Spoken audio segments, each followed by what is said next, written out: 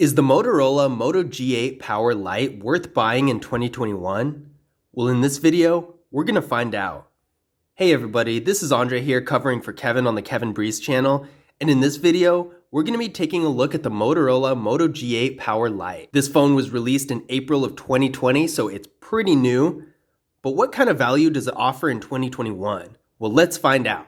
These days, you can get this phone factory unlocked for GSM carriers. For more information about the price and availability, be sure to check the link in the description below. This phone has a 6.5-inch IPS LCD display with a resolution of 720p and a PPI of 269. The phone has an aspect ratio of 20:9 and a screen-to-body ratio of 82.2%. We have a water drop here for the front-facing camera, and the camera is 8 megapixels. Now personally, I'm not a really big fan of the water drop camera. I prefer the hole punch design, and honestly, since some other models Motorola released around the same time, like the Moto G Stylus, do have a hole punch, I don't know why they stuck with the water drop camera for this phone. To me, this style of front-facing camera really makes the phone look a little bit cheaper and a little bit older. The phone has 64 gigabytes of internal storage with microSD expansion, which is definitely decent. I have seen a lot worse. Phones in this price range tend to have only 32 gigabytes and sometimes even lower, so 64 is definitely a decent amount. To give you an idea of what this looks like, right now I have everything I use on a daily basis on the phone, and it's only taking up 29% of the storage. Now if you need more than this, you can always expand it with a microSD card, which is definitely an advantage this kind of phone has. And to put it in perspective, the iPhone, which is many times more expensive than this one, does start out around 64 gigabytes, and this phone not only has that, but also the ability to expand the storage if you do need to. So storage-wise at least, it's already competing with those high-end phones. There's no wireless charging on this phone unfortunately, but we do have a fingerprint scanner. Let's go ahead and try that out now. There we go, let's try one more time.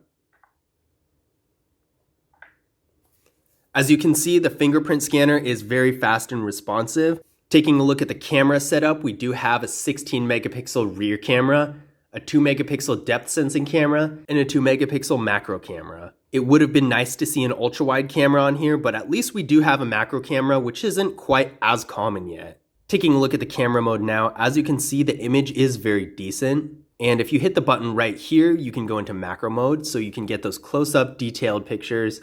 And then for portrait mode, it's right here. And then let's take a look at the front-facing camera. So this is the front-facing camera. It has a pretty decent image, and then you can also go into portrait mode as well. And one thing I really like about this portrait mode is you can actually control the blur on the phone, something a lot of phones don't have, even the more high-end ones. Just doing a quick test of the video mode of the phone. We are shooting in 1080p right now, and also keep in mind the audio quality. As you can see, the video mode of this phone is pretty decent. It can shoot in 1080p, but also keep in mind the display of the phone is only 720p, so that's what you're going to be viewing those videos in. The audio quality is also pretty good. If you're using headphones or a speaker, then a lot of the time you're not really even gonna know what the speaker of the phone sounds like. But personally, I like to consume content sometimes without headphones or a speaker, so I definitely appreciate the value of good audio on a phone. And some of the phones around this price range especially have really distorted audio, but the audio on this phone was definitely pretty decent. Now internally, we're getting 4 gigabytes of RAM with the MediaTek Helio P35 processor. I ran a Geekbench 5 benchmark test on this phone, and it has a single core score of 170 and a multi-core score of 919. So I've definitely seen a lot better, but at the same time, for an entry-level smartphone, it does have some decent numbers. If you're gonna be doing some basic activities like making calls, sending text messages, and doing some light content consumption in internet browsing, then this phone is definitely gonna work out for you. And it's also gonna give you the option to do a little more activities like photo editing and maybe some light gaming. But if you need the processing power for more intense activities like video editing and higher demand apps and more heavy gaming, then you might want to look at a more higher end device, or maybe even check out an older flagship phone. Now this phone has a 5000 milliamp hour battery that supports 10 watt fast charging, which is really great. This is a very big battery. you're going to get a lot of life out of this one. The phone does run on Android 9 Pie, which is a little disappointing. I would personally expect a phone released in 2020 to have Android 10. So if getting the latest Android is important to you, then you might want to look at a different device. But now that we've gone over some of the specs of the phone, let's take a look at the hardware. So up top, we have a 3.5mm headphone jack, our front-facing camera right here, and our earpiece. And at the bottom, we have our speaker and a micro USB charging port. Now this is the international version. I'm not sure if there are other variants of the phone that have different charging ports, but this is a micro USB. On the left side here, we have a slot for the SIM card and micro SD card. And then on the right, we have the volume up button, the volume down button, and the power button. The power button has an interesting texture here. I think it's pretty nice. On the back of the phone, we have our camera setup and our flash. And of course, our fingerprint scanner with the Motorola logo in it, and our speaker right here. Overall, the phone is pretty well built. It has a nice sleek design. The only thing I really don't like about it is the water drop front-facing camera. I do think the hole punch would look a lot better and it definitely would have complete the look. But regardless of that, I do think the design is a lot more timeless. It doesn't feel like a cheap phone and it doesn't seem dated either. I do think that this phone will still feel modern and high quality in a few years as well. And now we're going to take a look at what's in the box. We have a phone case in here. This is definitely a more temporary phone case to use until you get a more permanent one.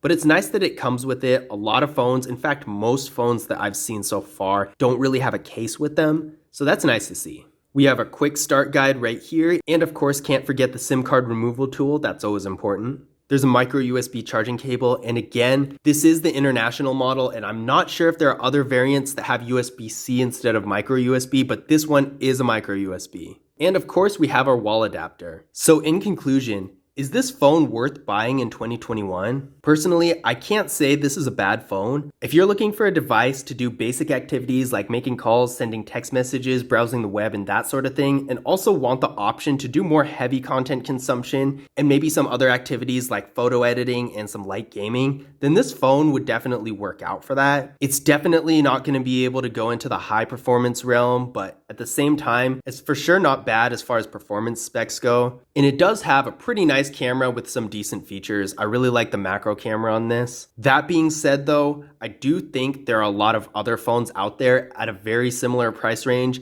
that are just better as far as performance goes, as far as value goes. I think that it would be one thing if it had other features like an ultra-wide camera or Android 10, but it doesn't really have the performance specs that back it up to make it better than the average phone in its price range. Now, one thing that definitely does give it an edge over other phones is the battery. Motorola does this a lot. It has a very huge battery in it. So if battery life is an important factor to you, then definitely consider this phone. But as far as performance, I feel like you could do a lot better, especially with the prices of those used flagship phones out there.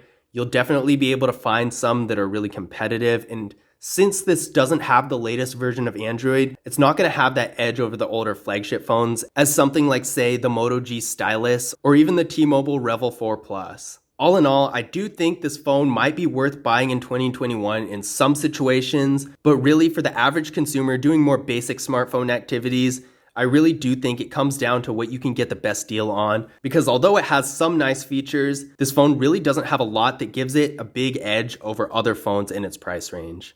But I hope you guys enjoyed the video. If you did, be sure to leave a thumbs up and subscribe, and I will see you in the next one.